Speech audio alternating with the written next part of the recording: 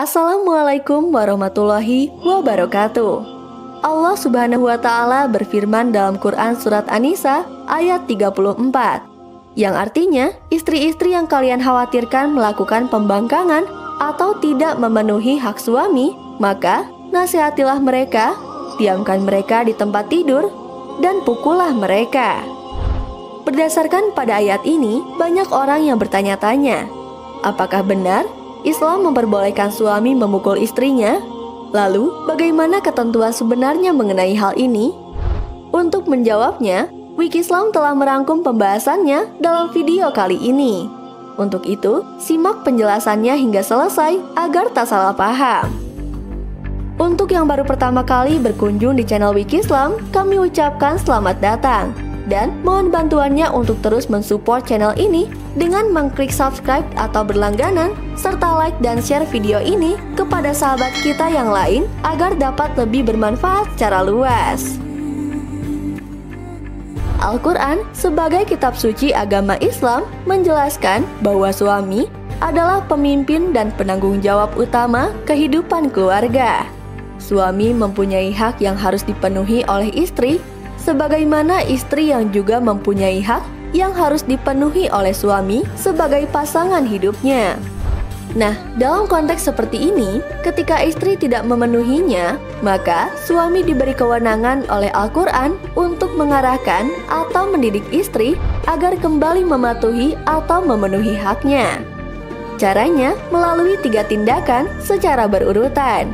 Perlu diingat secara berurutan, yaitu 1. Menasihatinya secara baik-baik. 2. Mendiamkan dan tidak mengajaknya tidur bersama. Dan langkah yang terakhir atau yang ketiga adalah dengan memukulnya. Hal ini sesuai dengan firman Allah Subhanahu wa Ta'ala dalam Quran Surat An-Nisa ayat 34, yang artinya istri-istri yang kalian khawatirkan melakukan pembangkangan atau tidak memenuhi hak suami, maka nasihatilah mereka, diamkan mereka di tempat tidur, dan pukullah mereka. Bila mereka menaati kalian, maka jangan kalian cari jalan untuk merugikan mereka. Quran Surat An-Nisa ayat 34.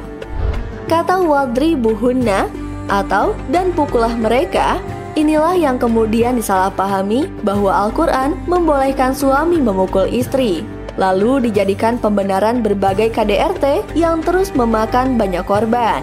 Padahal sebenarnya ada detail ketentuan yang harus dipahami secara baik terkait hal ini, agar kesalahpahaman terhadap ayat tersebut tidak berulang. Ketentuan tersebut adalah: pertama, tujuan utamanya adalah mendidik istri agar kembali menaati atau memenuhi hak suami. Oleh karena itu, selama masih bisa diambil tindakan yang paling ringan, maka tidak boleh mengambil tindakan yang lebih berat.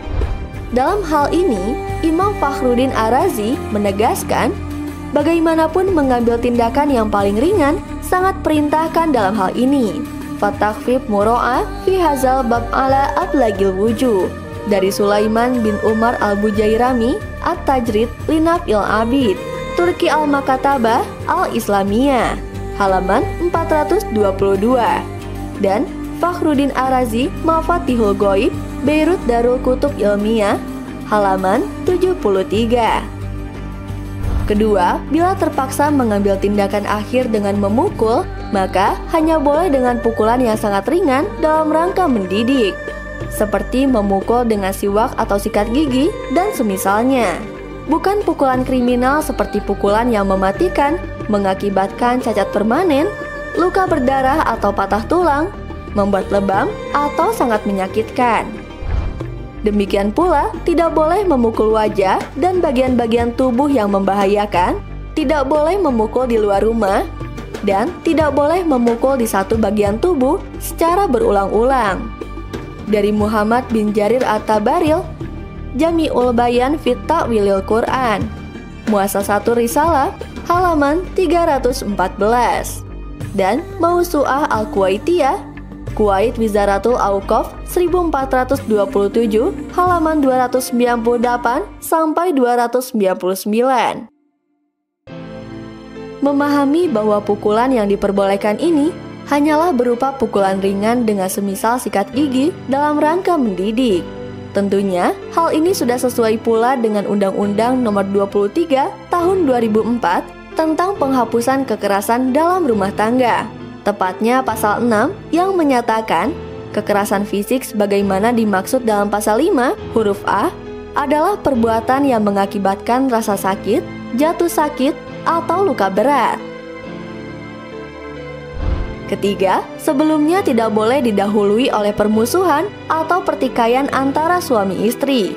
Bila sebelumnya sudah terjadi pertikaian, maka suami tidak boleh memukul istri meskipun dalam rangka mendidiknya.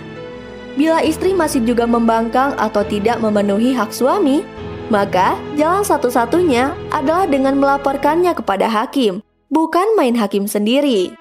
Dari Muhammad Syatta Adimiyati, Hasyiah Iyanatut Thalibin, Beirut, Darul Fikr, halaman 83. Keempat, bila istri hanya akan jera dengan pukulan yang membahayakan, maka suami sama sekali tidak boleh memukul istri, baik itu hanya pukulan ringan maupun yang membahayakan dengan alasan apapun. Dari Ibnu Hajar Al-Haytami, Tuhfatul Muhtaj, dicetak bersama Hawasis Syirwani, Beirut, Darul Fikr, halaman 455. Dengan mengetahui detail ketentuan ini, semestinya tidak terjadi lagi kesalahpahaman atas boleh atau tidaknya suami memukul istri dalam kehidupan berkeluarga. Memang, kehidupan keluarga adalah kehidupan yang sangat dinamis, sering mengalami pasang surut, kadang bahagia, kadang duka, kadang rukun, kadang berdebat dan bertukar pendapat. Namun, bagaimanapun kondisinya, tidak ada alasan apapun yang membenarkan suami melakukan kekerasan dalam rumah tangga terhadap istri, apalagi sampai membawa-bawa ajaran Islam sebagai alasan pembenarannya. Wallahu a'lam.